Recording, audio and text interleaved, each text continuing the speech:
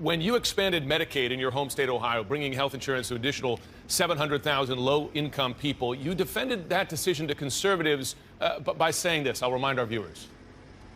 I don't know about you, lady, but when I get to the pearly gates, I'm going to have an answer. I'm going to have to answer for what I've done for the poor. Of course, as you know, the Trump administration, Republican leaders in Congress signaled this week they want to sharply reduce federal payments to 31 states. It's going to make it a lot harder to insure the poor that you were referring there in your statement. From your perspective, is it an unchristian thing for the Trump administration, for Republicans to pursue so aggressively?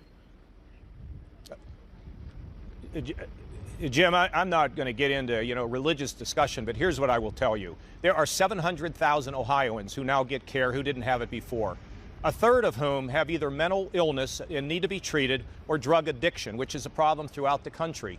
A quarter of them have chronic conditions. They don't even know it.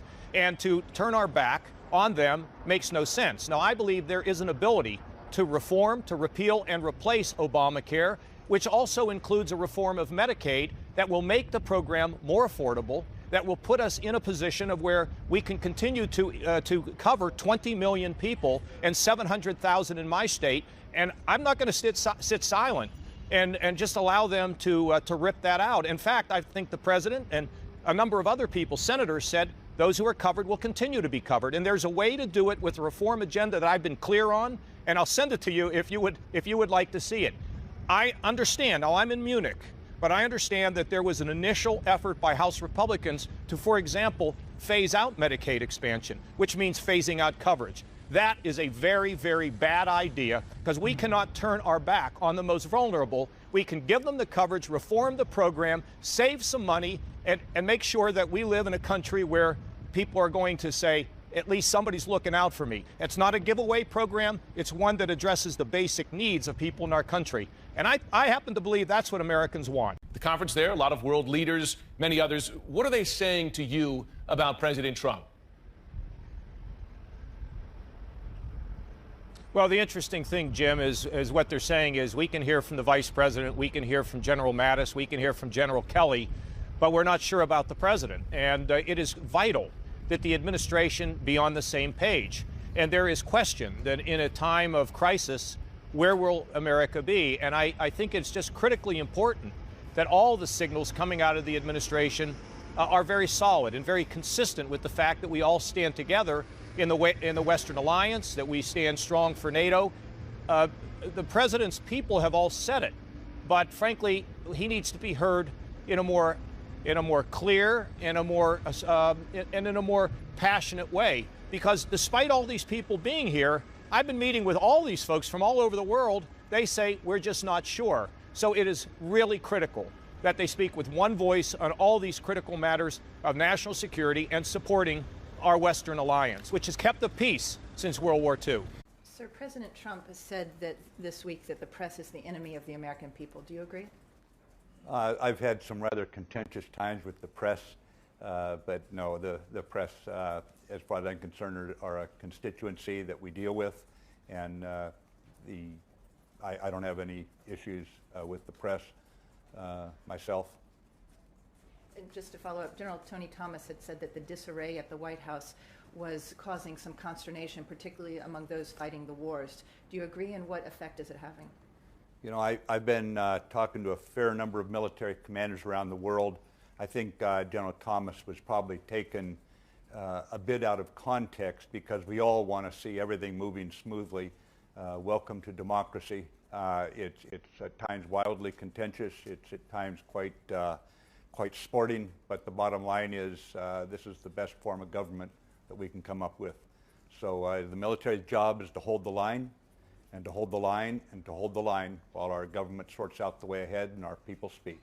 So we don't have any disarray inside the military, and that's where my responsibility lies. This is a question here because there are so many politics, as you would expect, around this. Some Democrats concerned that even a bipartisan committee would not be aggressive enough. From your point of view, do you think there needs to be an independent commission, something along the lines of the 9/11 Commission? I think the question of Russia trying to undermine our democracy, a direct attack by cyber, is something that rises to that importance. It's a new world, and we have to be prepared for it, and we have to know what was involved in the process, not only of that, but what happened in the aftermath. We have a national security apparatus that is stuck and mired in the muck of Russian connections. We have a set of circumstances where Russia is engaged in trying to do this in elections in Western allies this year in France and Germany. And so it seems to me that knowing the who, when, what, and everything that transpired deserves an independent commission. Now, I know my colleagues are going to work at it really hard. I don't question their commitment, but there are so many different elements of this. Foreign relations, where I sit on, could be looking at Russian foreign policy vis-a-vis Russia and the effects that it has in this regard. You could be looking at it from an intelligence angle. You could be looking at it from the judiciary angle as it relates to the election process in this country and how Russia tried to affect it. Instead of having disparate elements, a commission that is committed ultimately, I think, would be the greatest course. In the absence of being able to create one, because I think those calls have been rebuffed by the Republican leadership in both the House and the Senate, then we need to vigorously pursue it through each and every one of these avenues.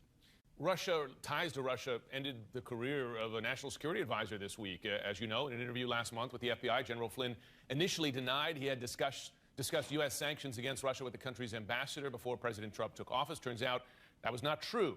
Do you think at this point, he's lost his job now, but do you think that General Flynn should face legal repercussions for potentially at least making false or incomplete statements to the FBI? Well, that will be for the Justice Department to pursue, but let me just say, this is not a de minimis factor. I know that there are some who have tried to brush it away. You know, here we are trying to get Russia to understand that there are real consequences for trying to affect our elections. And I know that President Trump doesn't want to hear that, but it's not a question of whether they succeeded in affecting our elections or not. The question is the mere effort of Russia through cyber attacks and engagement trying to affect our relations should be an issue of outrage for every citizen from the president on down. And also, we're trying to get Russia to observe the international order, which means stop invading countries like Ukraine, stop indiscriminately bombing civilians in Aleppo. And you can't get them back into the international order if there's a wink or a nod that says don't worry about the sanctions. So this is incredibly important. And I know that the president is focused on talking about the lying press, but he should worry about those in his national security apparatus that lied to him. Strong words. Today I came as Batgirl, or Batwoman. Yep.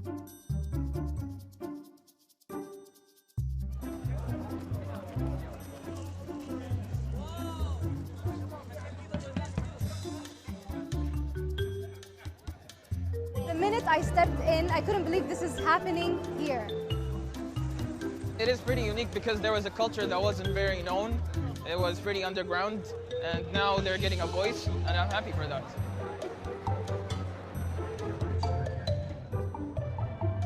Saudi Arabia is a rich country, actually. Not just oil, no. Also with people, with young people. They like arts, different kind of arts. We just want to be acknowledged. We want people to realize that Saudi Arabia is a country with lots of beauty.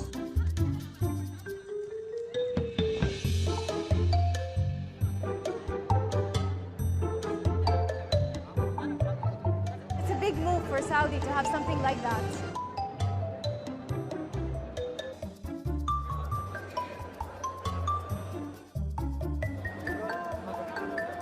It's uniting all the geeks and nerds as one community, and it just feels so cool. The U.S. Senate Intelligence Committee has sent more than a dozen letters to agencies, organizations, and individuals to preserve records related to that investigation. Senior congressional reporter Manu Raju is on the phone with us, and CNN Global Affairs correspondent Elise Labott is joining us from Washington. So, Manu, let me go with you first. Who's on the receiving end of these letters?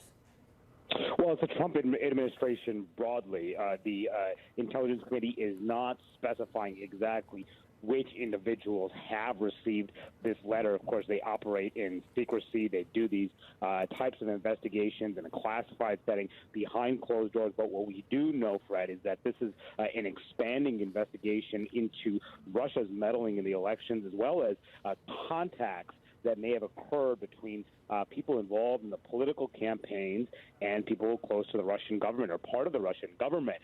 And as we know from our own CNN's reporting, as well as reporting from the New York Times, that there was constant contact between certain campaign officials from the Trump campaign with Russian operatives during the campaign. And these letters come at a time right as the Senate committee actually had a classified briefing on Friday with FBI Director James Comey before they broke up into a recess for a week, the Senate did.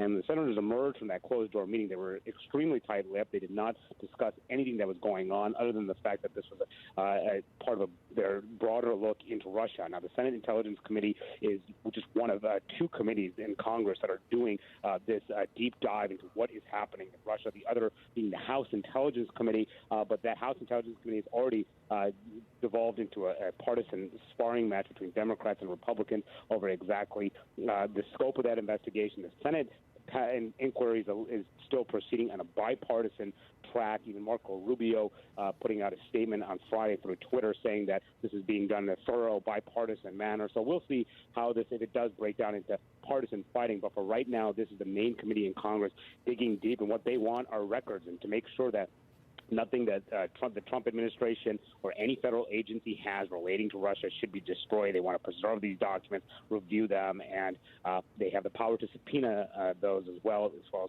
for further hearings as well. So this is part of that deep dive, and we'll see what they actually come up with. Paul Ryan is going to the border of U.S. and Mexico this week, but you wouldn't know that by talking to Paul Ryan's office. They're releasing very few details in this very secretive trip, but some of the members who are going with him are talking about it, including Congressman John Carter of Texas, who told reporters last week one of the reasons why that they're going down there is to look at what can and can't be done in terms of building the wall along the border with Mexico, and whether or not they can actually fulfill Donald Trump's main campaign promise. It comes as, of course, a number of Republicans and conservatives in particular are concerned about the price tag of this wall, upwards of $20 billion, and demanding spending cuts to pay for the wall. And that's something that actually puts them at odds with Paul Ryan, who suggested that money could be added to the deficit because it's considered emergency spending. So it shows the difficult position Ryan is in on this issue of the wall. And when I asked Ryan's office, why is this so secretive, I didn't get a response.